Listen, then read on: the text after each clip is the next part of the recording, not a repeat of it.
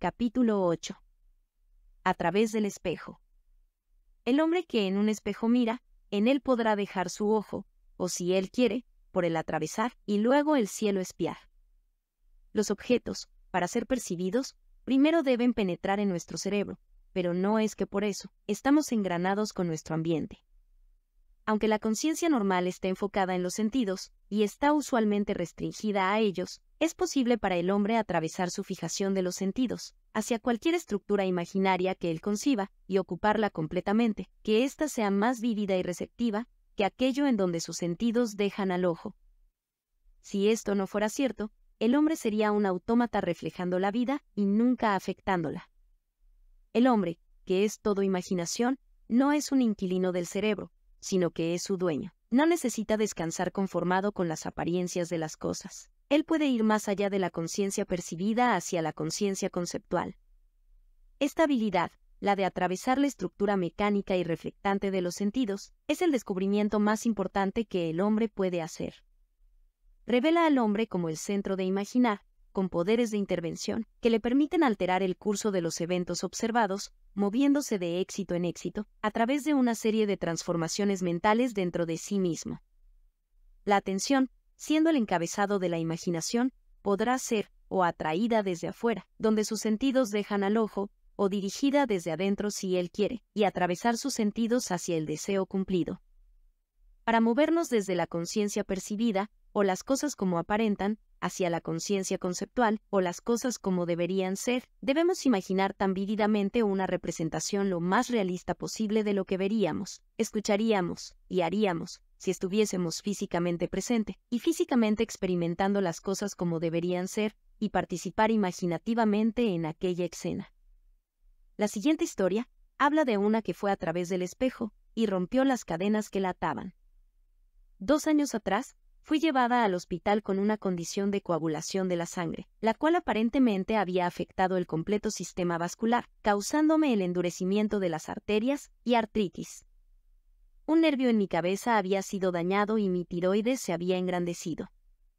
Los doctores no podían coincidir en la causa de esta condición, y todos sus tratamientos eran completamente inefectivos. Yo estaba forzada a abandonar cada una de las actividades que disfrutaba y permanecer en cama la mayor parte del tiempo. Mi cuerpo, de pies a cabeza, se sentía como si estuviese encerrado y atado por cables ajustados, y no podía poner mis pies en el piso, sin tener puestas unas pesadas pantimedias elásticas que me llegaban a las caderas. Yo conocía algo de tus enseñanzas y traté de aplicar lo que había escuchado, pero a medida que mi condición empeoraba más, y ya no podía ir más a tus conferencias, mi desaliento fue más y más profundo. Un día un amigo me envió una tarjeta postal, la cual tenía como imagen una escena en una amorosa playa junto al océano. La imagen era tan hermosa, la miraba, y comencé a recordar días de veranos pasados a la orilla del mar con mis padres. Por un momento, la imagen de la postal parecía animarse, y un diluvio de memorias de mí misma corriendo libre en la playa llenaba mi mente. Sentí el impacto de mis pies descalzos contra la dura y mojada arena. Sentí el agua fría corriendo por mis dedos de los pies y escuché las olas romper en la costa. Esta actividad imaginaria era tan satisfactoria para mí, estando recostada en la cama, que continué imaginando esta maravillosa escena, día tras día, por alrededor de una semana. Una mañana, me iba a trasladar de mi cama a un sillón, y cuando me estaba levantando para sentarme, fui detenida por un dolor tan intenso en mi cuerpo entero, que me paralicé.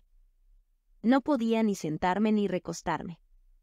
Este terrible dolor duró por más de 1 minuto completo, pero cuando se detuvo, yo era libre.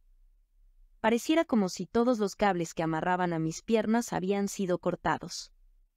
En un momento estaba atada, limitada, y al siguiente, yo era libre. No fue gradualmente, sino instantáneamente. Caminamos por la fe y no por la vista. 2 Corintios 5, 7. Cuando caminamos por la vista, conocemos nuestro camino por los objetos que nuestros ojos ven. Cuando caminamos por la fe, ordenamos a nuestra vida por escenas y acciones que solamente la imaginación ve. El hombre percibe por el ojo de la imaginación o por el del sentido. Pero 2 actitudes mentales para la percepción son posibles, Una es la del esfuerzo creativo e imaginativo, al cual se lo encuentra con una respuesta imaginativa, y la otra es la no imaginativa de quedarse en el ojo, la cual meramente refleja. El hombre tiene dentro suyo el principio de la vida y el principio de la muerte. Uno es la imaginación construyendo estructuras imaginarias desde los generosos sueños de fantasía. El otro es la imaginación construyendo sus estructuras imaginarias, desde las imágenes reflejadas por el frío viento de los hechos. Uno crea, el otro perpetúa. El hombre debe adoptar uno de los dos caminos, el de la fe o el camino de la vista. Al grado en el que el hombre construya desde los sueños de fantasía, él es libre, y por lo tanto, el desarrollo de la facultad de atravesar el espejo reflectante de los sentidos es un incremento de vida. Por consiguiente, restringir la imaginación al quedarse en el ojo, en el espejo reflectante de los sentidos, es una reducción de la vida. La engañosa superficie de los hechos, más bien refleja y no revela, desviando al ojo de la imaginación de la verdad que hace libre al hombre. El ojo de la imaginación, si no es desviado, observa a lo que debería estar allí y no a lo que hay allí. Por muy familiar que sea la escena en la cual el ojo descansa, el ojo de la imaginación puede contemplar una escena jamás antes vista. Es este ojo de la imaginación y solamente este, el que puede liberarnos de la fijación de los sentidos en las cosas externas, la cual nos domina completamente en nuestra existencia ordinaria, y nos mantiene observando el espejo reflectante de los hechos. Es posible pasar, de pensar sobre, a pensar desde, pero el tema crucial es pensar desde, por ejemplo, experimentar el estado, porque esa experiencia significa unificación, mientras que, en el pensar sobre, siempre hay un sujeto y un objeto, el individuo que piensa y la cosa sobre la que piensa. El autoabandono. Ese es el secreto. Debemos abandonarnos a nosotros mismos al estado, en el amor por ese estado, y al hacerlo, vivir la vida en el estado, y ya no más en nuestro actual estado. La imaginación se sujeta a la vida de aquel estado, y se da a sí misma a la expresión de la vida de ese estado. La fe más el amor es un autoencargo. No podemos comprometernos con aquello que no amamos. Nunca hubieses hecho nada que no lo hayas amado, libro de la sabiduría de Salomón 11, 24. Y para darle vida al estado, uno debe convertirse en él. Yo vivo, mas ya no vivo yo, Dios vive en mí, y la vida que ahora vivo en la carne, la vivo en la fe de Dios, quien me amó y se dio a sí mismo por mí. Gálatas 2, 20. Dios amó al hombre, su creación, y se convirtió en hombre, en fe que este acto de autoencargo transformaría a lo creado en lo creativo. Debemos ser imitadores de Dios, como sus amados hijos, Efesios 5:1, y comprometernos a nosotros mismos a lo que amamos, como Dios quien nos amó, se comprometió a sí mismo por nosotros. Debemos ser el estado, para experimentar ese estado. El centro de imaginar conscientemente puede ser transformado, y lo que ahora son meros deseos, actividades imaginarias reducidas en intensidad pueden ser traídas al enfoque penetrativo, y se puede entrar en ellas. Al entrar, nos entregamos a ese estado. Las posibilidades de tal transformación del centro de imaginar son deslumbrantes. Las actividades respectivas son de principio a fin. La transformación del centro de imaginar no viene por un viaje espacial, sino por un cambio de lo que estamos conscientes. El límite del mundo de los sentidos es una barrera subjetiva. Mientras que los sentidos presten atención, el ojo de la imaginación es desviado de la verdad. No llegaremos lejos a menos que dejemos ir. Esta dama dejó ir, con resultados inmediatos y milagrosos. Gracias por la llave de oro. Ha liberado a mi hermano del hospital, del dolor y la probable muerte, porque él enfrentaba 4 operaciones importantes con muy poca esperanza de recuperarse, y yo estaba muy preocupada, e intenté usar lo que había aprendido sobre mi imaginación. Primero me pregunté a mí misma lo que mi hermano realmente deseaba. ¿Desea continuar en este cuerpo, o desea ser libre de él? La pregunta daba vueltas una y otra vez en mi mente, y de repente, sentí que él desearía continuar remodelando su cocina, lo cual había estado contemplando antes de este confinamiento en el hospital. Yo sabía que mi pregunta había sido respondida, así que comencé a imaginar desde ese punto. intentando ver a mi hermano en la actividad de remodelar. De repente me encontré agarrando el respaldo de una silla de cocina, que había usado muchas veces cuando algo sucedía, y de pronto me encontré parada al costado de la cama de mi hermano en el hospital. Este era el último lugar en el que me quería encontrar, físicamente o mentalmente, pero allí estaba, y la mano de mi hermano apretó mi mano fuertemente, escuchándolo decir, «Yo sabía que vendrías». Era una mano sana la que apreté, fuerte y segura, y la alegría que llenó y rebalsó en mi voz cuando me escuché decirle, «Todo está mejor ahora. Tú lo sabes». Mi hermano no respondió, pero escuché distintivamente a una voz que me decía, «Recuerda este momento». Parecía que allí desperté, de nuevo en mi propio hogar. Esto sucedió la noche siguiente a la que él había entrado al hospital. Al día siguiente, su esposa me llamó por teléfono diciendo, «Es increíble. El doctor no puede creerlo, pero no es necesaria ninguna operación. Él ha mejorado tanto que se han puesto de acuerdo y le van a dar el alta mañana». Al lunes siguiente, mi hermano volvió a su trabajo y ha estado perfectamente bien desde aquel día. No son los hechos, sino los sueños de fantasías los que moldean nuestras vidas. Ella no necesitaba un compás para encontrar a su hermano, tampoco se necesitó herramientas para operar, solo el ojo de la imaginación. En el mundo de los sentidos vemos lo que tenemos que ver, en el mundo de la imaginación, vemos lo que queremos ver, y al verlo, lo creamos para que el mundo de los sentidos lo vea. Nosotros vemos el mundo exterior automáticamente. Ver lo que queremos ver demanda un esfuerzo imaginativo voluntario y consciente. Nuestro futuro es nuestra propia actividad imaginaria en su marcha creativa. El sentido común nos asegura de que vivimos en un mundo sólido y sensible, pero ese aparente mundo sólido es, en realidad, imaginario de pies a cabeza. La siguiente historia prueba que es posible para un individuo transferir el centro del imaginar, en mayor o menor grado, a un área distante, y no solo se puede hacer sin moverse físicamente, sino que además se puede ser visible para otros, que están presentes en ese punto del tiempo-espacio. Y si esto es un sueño, entonces, ¿es todo lo que vemos o aparentamos tan solo un sueño dentro de un sueño? Edgar Allan Poe, sentada en mi living en San Francisco, me imaginé que estaba en el living de mi hija en Londres, Inglaterra. Me rodeé completamente en aquella habitación que yo conocía íntimamente, que de repente me encontré realmente parada allí. Mi hija estaba parada junto al hogar de leña, su cara miraba para el otro lado. Un momento más tarde, ella se dio vuelta y nuestros ojos se encontraron. Vi una expresión en su cara tan sorprendida y asustada que yo también me perturbé e inmediatamente me encontré a mí misma de nuevo en mi propio living en San Francisco. 5 días después, recibí una carta por correo de mi hija, la cual había sido escrita el día de mi experimento de mi viaje imaginario. En su carta, ella me dijo que me había visto en su living aquel día, tan real como si yo hubiese estado realmente parada allí en la carne. Me confesó que se había asustado mucho y que antes de que pudiera hablar, yo había desaparecido.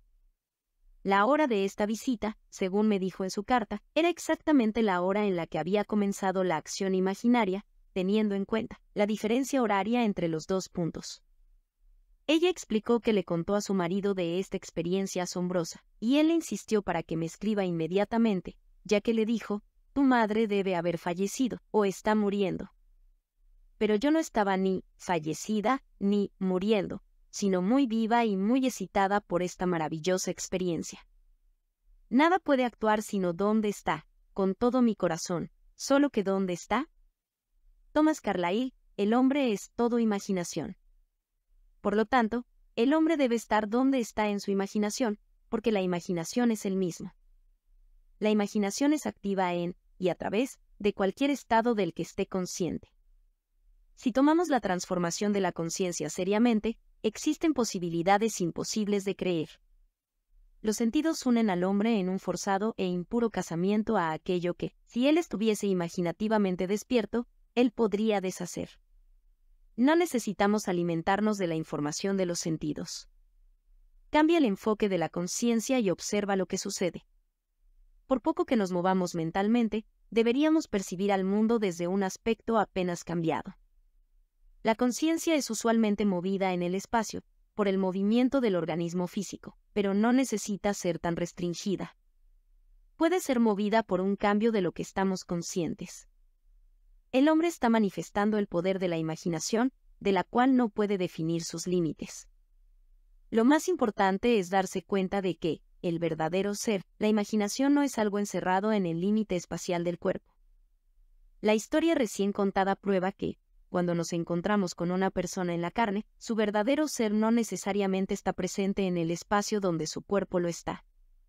También muestra que la percepción de los sentidos puede ponerse en funcionamiento fuera de los medios físicos, y que la data que producen los sentidos es del mismo tipo que aquella que ocurre en la percepción normal.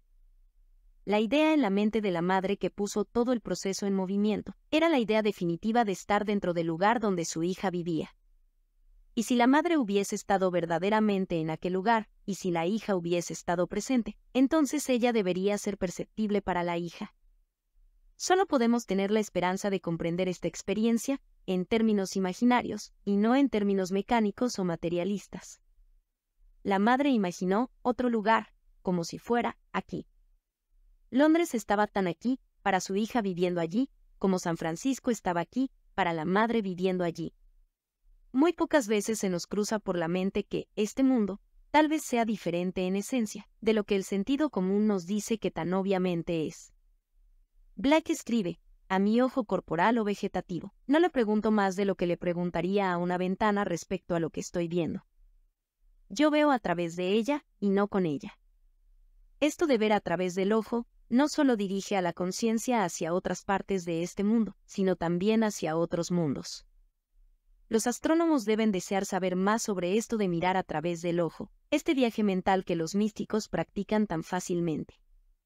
Yo viajé a través de la tierra de hombres, una tierra de hombres y mujeres también, y vi y escuché cosas tan atroces, que los trotamundos de la Tierra Fría jamás conocieron.